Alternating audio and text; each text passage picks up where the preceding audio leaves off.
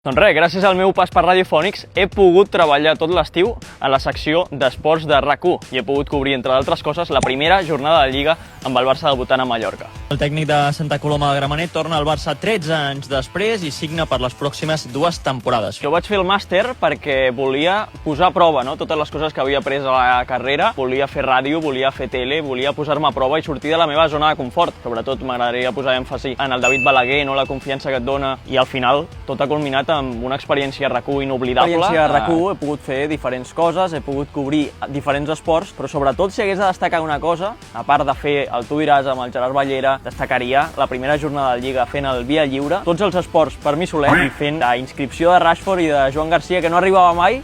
I en l'esport sempre es diu que s'ha de tenir esforç i sacrifici per arribar al final, per guanyar els partits. Doncs en la comunicació, exactament el mateix.